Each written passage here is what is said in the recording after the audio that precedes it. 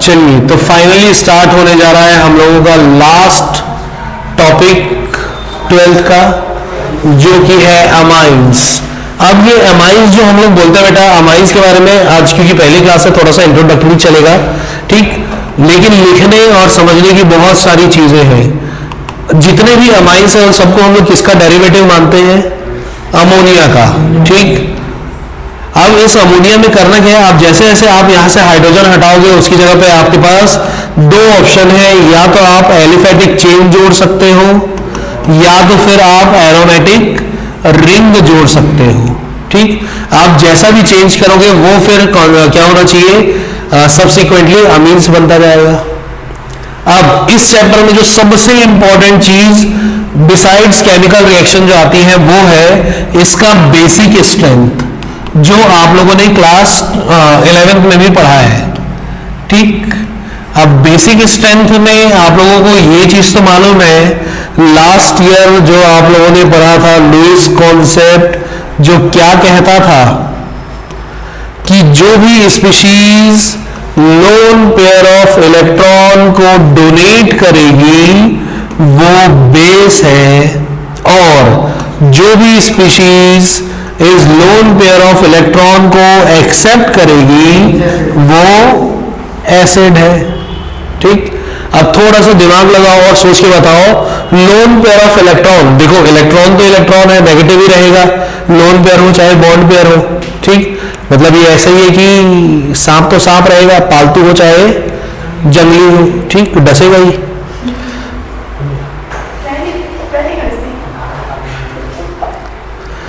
तो ये lone pair of electron को अगर एक्सेप्ट करने वाले को आप एसिड बोल रहे हो, तो लोन पेयर ऑफ इलेक्ट्रॉन मतलब माइनस चार्ज को एक्सेप्ट करने वाले को खुद कैसा होना चाहिए? Positive charge. यानी कि लुईस एसिड कौन होंगे? दुनिया में जितने भी कैटायन हैं वो सब के सब क्या है लुईस के हिसाब से एसिड, ठीक। क्यों? क्योंकि वो अपने इस पॉजिटिव चार्ज के कारण लोन पेयर ऑफ इलेक्ट्रॉन को बहुत इजीली एक्सेप्ट कर सकते हैं, ठीक। जबकि lone pair of electron donate करने वाली चीजें क्या कहलाएंगी? Lewis base. अब इसमें तीन कैटेगरीज होती हैं, तीन कैटेगरी में एक होता है जिसके पास लोन पेयर ऑफ इलेक्ट्रॉन रहे, इसी को हम लोग बोलते हैं इलेक्ट्रॉन रिच। एक होता है ऑक्टेट कंप्लीट, और एक होता है एनायन। तो इसमें से ये जो अमाइंस वाला चैप्टर है जो हम लोग पढ़ने जा रहे हैं, उसमें लुईस बेस के कैटेगराइजेशन का सिर्फ यही वाला पोर्शन अपने को चाहिए। इतना भी डन। पहले इसको लिख लो झटाक से, फिर मैं उसको लिखाऊं।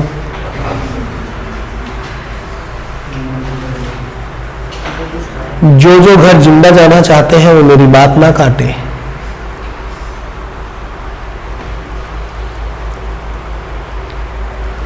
चलो बेटा जल्दी से लिख लो इसको।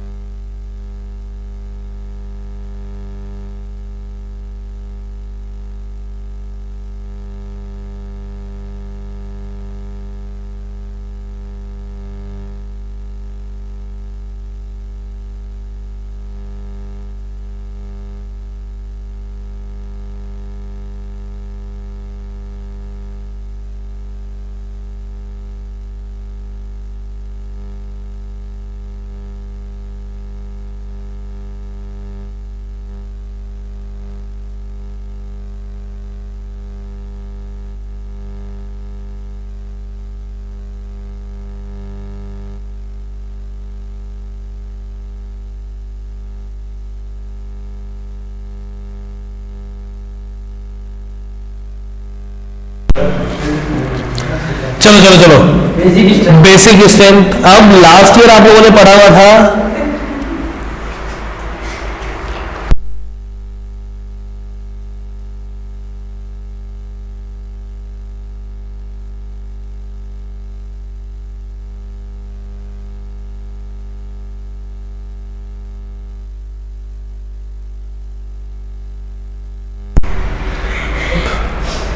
बेसिक स्ट्रेंथ किस चीज पे डिपेंड करता है बेटा, इसमें चाहे लिखना तो लिख लीजिएगा, the basic strength of amines, the basic strength of amines depend on, the basic strength of amines depend on ease of donating, ease की spelling EASE, ease of donating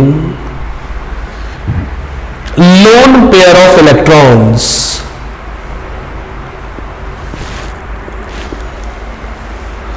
lone pair of electrons।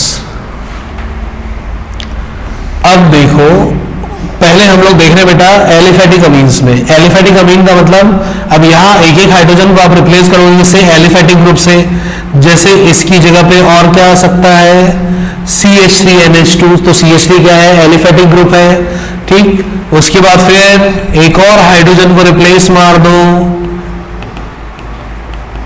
ये बन गया। अच्छा नाम क्या हो रहा है इसका, इसका नाम हो रहा है अमोनिया, इसका नाम हो रहा है मिथाइल अमीन, इसका नाम दो बार मिथाइल है इसलिए बस डाई मिथाइल अमीन, ठीक। उसके बाद एक और जो हाइड्रोजन बचा हुआ है उसको भी रिप्लेस कर देते हैं, CH3N CH3, इधर पे भी CH3 और इसका लोन पेयर ऑफ इलेक्ट्रॉन, उसका नाम होगा ट्राइमिथाइल अमीन। अब इसमें कंडीशन क्या है, आपको मालूम है इस CH3 ग्रुप का कौन सा इफेक्ट लगता है बेटा, प्लस आई इफेक्ट। यहां पे कितना प्लस आई इफेक्ट लग रहा है, एक प्लस आई इधर से, एक प्लस आई इधर से, इधर पे 3 प्लस आई इफेक्ट लग रहा है। अब प्लस आई इफेक्ट का मतलब क्या है, बॉन्डेड पेयर ऑफ इलेक्ट्रॉन धकेल दिए जा रहे हैं नाइट्रोजन की तरफ। अब इसमें देखो आप लोगों ने एक चीज क्या लिखी कि बेसिक स्ट्रेंथ इस चीज पे डिपेंड कर रहा है कि कौन lone pair of electron easily donate करता है, तो इसमें ये lone pair of electron easily available है, कोई भी आए अटैक करे लेके जाए, ठीक। लेकिन यहाँ पे प्लस आई लग गया, प्लस आई के कारण बॉन्डेड पेयर ऑफ इलेक्ट्रॉन धकेल दिए गए किधर, इस नाइट्रोजन की तरफ। तो ये वाला बॉन्डेड पेयर ऑफ इलेक्ट्रॉन और इस वाले का रिपल्शन ये बहुत बढ़ जाएगा, जिसके कारण ये वाला लोन पेयर ऑफ इलेक्ट्रॉन जो है इजी लैंग्वेज में बोले तो भंडाने लग गया इस रिपल्शन के कारण, और वो और इजीली अवेलेबल है डोनेट करने के लिए। इसमें दो तरफ से ऐसा इलेक्ट्रॉन का डेंसिटी बढ़ गया, यानी इसका लोन पेयर ऑफ इलेक्ट्रॉन और इजीली भंडाने लग गया है डोनेट करने के लिए, और इसमें तो और ज्यादा, यानी कि इन तीनों में अगर आप देखोगे तो ये कैसा है, ये है 3 डिग्री, ये है 2 डिग्री, ये है 1 डिग्री। इन चारों में अगर देखोगे तो सबसे ज्यादा जल्दी डोनेट होने की प्रोबेबिलिटी किसमें बन रही है, 3 डिग्री में। तो होना क्या चाहिए, 3, 2, 1 अमोनिया, ठीक। लेकिन लास्ट ईयर भी आप लोगों ने पढ़ा हुआ है ये ऑर्डर होना चाहिए था, लेकिन ये नहीं होता, क्यों, ड्यू टू स्टेरिक हिंड्रेंस। ये चाहता तो है कि इसका lone pair of electron donate हो, लेकिन इस पर अटैक करने के लिए जो आएगा बेचारा इलेक्ट्रोफाइल, 3 रास्ते तो ब्लॉक्ड है। तो भले ये थाली में परोसा हुआ खाना अवेलेबल है, लेकिन खाने आने के लिए जगह ही नहीं है, जबकि इसकी कंडीशन में रिपल्शन भी है, डोनेट भी कर रहा है, और इसके पास अवेलेबिलिटी है अटैक होने की, ठीक। तो इसलिए होना चाहिए था 3, 2, 1 अमोनिया, लेकिन हुआ क्या, 2, 3, 1 अमोनिया। आपकी बुक में देखना ये इसमें लिखा होगा, ये भी किस फेज में है, ये है लिक्विड फेज में, ठीक। ये वाला जो ऑर्डर ऑफ बेसिक स्ट्रेंथ है ये आता है एलिफेटिक अमीन्स के लिए लिक्विड फेज में। लेकिन जैसे ही आप उसको लिक्विड से हटा के वेपर या गैसियस फेज करोगे तो वो ऐसा फेज होता है जिसमें बॉन्ड बिल्कुल नहीं रहता है मॉलिक्यूल के बीच, यानी कि वहां पे स्टेरिक हिंडेंस जैसा कुछ काम नहीं करता।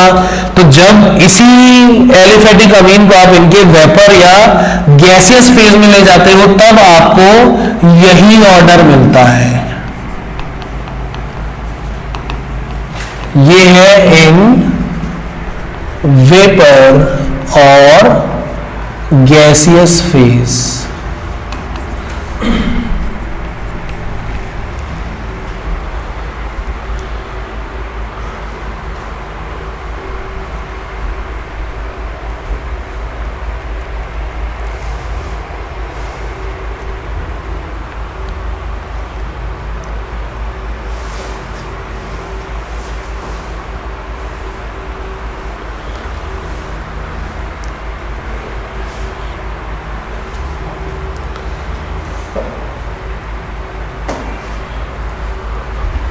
ये कौन सा है? ये भी लिक्विड फेज का एक्सपेक्टेड वाला है, ठीक। लेकिन होता क्या है, ये वाला हो गया।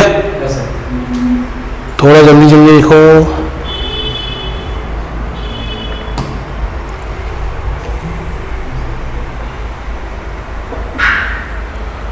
कौन है तो जोर से जो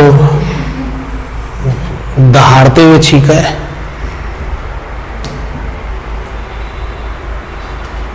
कौन था? अरे बाप रे,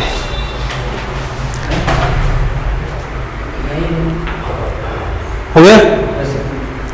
चले आगे, ठीक। ये तो कहानी कैसे टाइप के अमीन्स के लिए थी, एलिफेटिक वाले के लिए। अब एरोमेटिक वाले के लिए भी देख लिया जाए। एरोमेटिक का मतलब जैसे ये ले लो, इसका क्या नाम? ये है एनिलिन। कैसा है डिग्री वाइज? 1 डिग्री।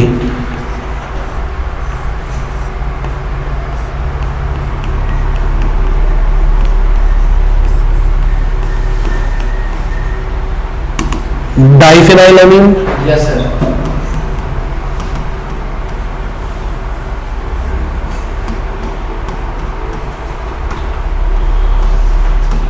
साथ साथ में रंगोली बनाओ ना। और इसका नाम ट्राइफेनाइलामीन। और इन तीनों के कंपैरिजन में हमारा सदाबहार अमोनिया, ठीक। अब ये एरोमेटिक है। एनिलिन 1 डिग्री है, ये आपको दिख रहा है, ये 2 डिग्री है और ये 3 डिग्री है। दिख रहा है कि नहीं दिख रहा है सबको? जी सर। अब इसमें कंडीशन क्या, यहां पे कौन सा फील्ड इफेक्ट दिख रहा है बेटा आपको? Double bond, single bond, lone pair, resonance.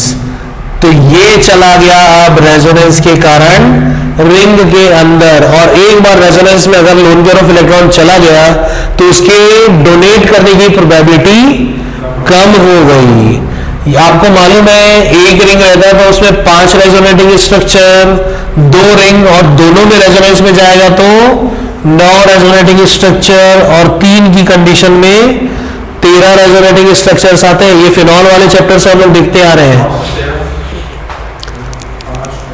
ये 5, यहाँ पे 5 और 5 10 होते हैं, लेकिन एक स्ट्रक्चर जो है वो रिपीटेड होता, इसलिए 9। वैसे इसमें भी होने थे 15, लेकिन 2 स्ट्रक्चर्स रिपीटेड मिलते हैं, इसलिए ये हो गया 13, ठीक। चलो, तो अब कंडीशन क्या है, इसमें एक ही रिंग में घूम रहा है, यानी कि लोन पेयर ऑफ इलेक्ट्रॉन के डोनेट होने की प्रोबेबिलिटी कम। इसमें 2 रिंग में घूम रहा है, इसलिए प्रोबेबिलिटी और कम। और इस वाले में 3 रिंग में घूम रहा है, मतलब lone pair of electron donate होने की प्रोबेबिलिटी ना के बराबर। तो बचा कौन? अमोनिया ज्यादा बेसिक हो गया, जबकि उस वाले में अमोनिया सबसे लीस्ट बेसिक था। तो इसमें अपने लिए ऑर्डर क्या आ रहा है बेटे? NH3 सबसे तगड़ा बेसिक है, उसके बाद 1 डिग्री, फिर 2 डिग्री, और सबसे लीस्ट बेसिक होता है 3 डिग्री। क्यों? Due to resonance. बस इतना, रेजोनेंस स्टेबलाइजेशन लिख दो।